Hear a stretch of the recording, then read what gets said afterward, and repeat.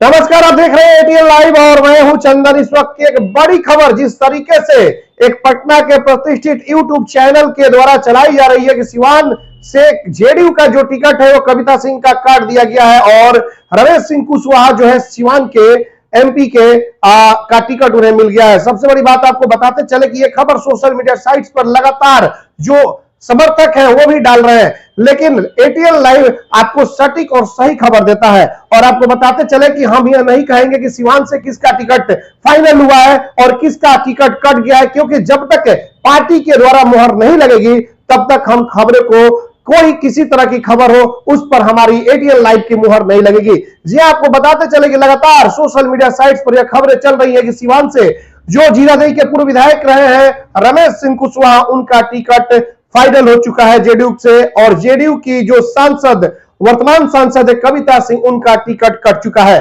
और ये खबरें जो है पटना से एक यूट्यूब चैनल जो है प्रतिष्ठित, उनके द्वारा जब चलाया गया और उसके बाद से तमाम सोशल जो साइट्स हैं उस पर या फिर सोशल मीडिया जो पेज है उस पर ये खबरें आने लगी। लेकिन हम आपको बताएंगे कि आज से कल तक टिकट जो है वो फाइनल हो जाएगा। और जिस तरीके से जो एनडीए में टिकट का बंटवारा हुआ है, बीजेपी को 17 सीट मिली है और जेडीयू को 16 सीट मिली है पूरे बिहार में लड़ने के लिए। तो ये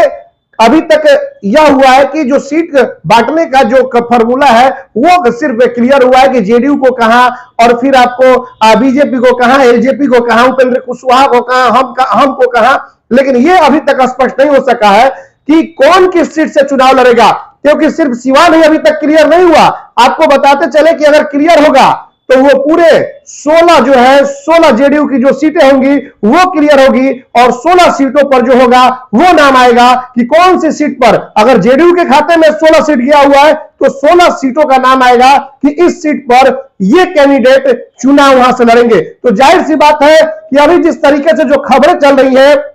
वो पटना से जो एक यूट्यूब चैनल के द्वारा चलाई गई और उसके बाद से तमाम जो चर्चा का विषय हो गया कि रमेश सिंह कुशवाहा सिवान से उनको टिकट मिल गया है, जेडीयू के उम्मीदवार हो गए हैं। लेकिन हमारी खबर सटीक खबर होगी, सही खबर होगी, क्योंकि एटीएन लाइव सटीक चलाता है और सही चलाता है। और हम अभी तक कुछ नहीं कह सकेंगे, इसलिए कि जब तक जेडीयू के द्वारा कोई ऐलान नहीं होगा, जेडीयू के द्वारा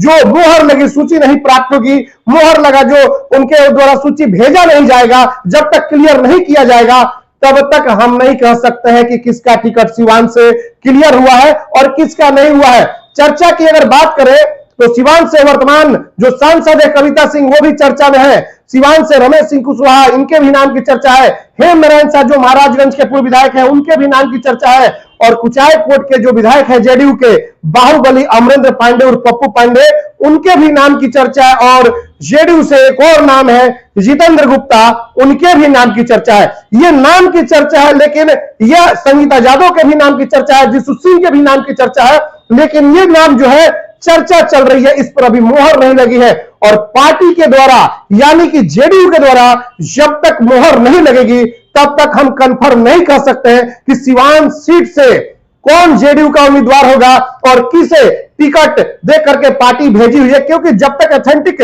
मुहर नहीं लगेगा, जब तक जेडीयू के द्वारा ऐलान नहीं किया जाएगा तब तक कुछ नहीं होगा। तो यह हम स्पष्ट कहते रहे कि जेडीयू के द्वारा अगर नाम की घोषणा की जाएगी 16 सीटों पर कि कौन हमारे उम्मीदवार होंगे, तो सिर्फ एक सिवान सीट नहीं बल्कि टोटल के टोटल 16 सीटों के लिए नामों का ऐलान किया जाएगा। इसलिए ज्यादा भ्रम में पड़ने की जरूरत नहीं है। और लोग तो जाहिर सी बात है कि जो समर्थक है वो अपने अपने समर्थक, अपने अपने नेताओं की बात करेंगे। तो ऐसे में जब तक क्लियर ना हो नाम की, जब तक ऑथेंटिक मुहर न लगे, तब तक कुछ कहा नहीं जा सकता है कि सिवान में जेडीयू का उम्मीदवार कौन होगा। और इसके लिए थोड़ा सा आपको इंतजार करना होगा, क्योंकि हमने लगातार आपसे यह बार बार कहा है कि सटीक खबर और सही खबर दिखाने के लिए आप एटीएन लाइव देख रहे हैं। और ये जो एक विश्वास बना करके हम रखे हुए आप लोग अभी तकरीबन 20 वर्षों से, ये विश्वास आगे भी कायम रहेगा, क्योंकि हम लोग भ्रामक खबर नहीं दिखाएंगे और सटीक दिखाएंगे, सही दिखाएंगे। और जैसे ही पार्टी के द्वारा ऐलान होगा, जो मुहर लगी पार्टी की, जो हमारे पास कॉपी आएगी, हम तुरंत ऐलान करेंगे कि सिवान सीट से फला व्यक्ति के नाम पर मुहर लग गई है। लेकिन अभी हम नहीं कर सकते। जब मुहर लगेगी, जब नामों का ऐलान होगा, तो सिर्फ सिवान सीट नहीं बल्कि 16 की 16 सीटों पर जेडीयू नाम का ऐलान करेगी। तमाम खबरों के लिए आप देखते रहे एटीएन लाइव।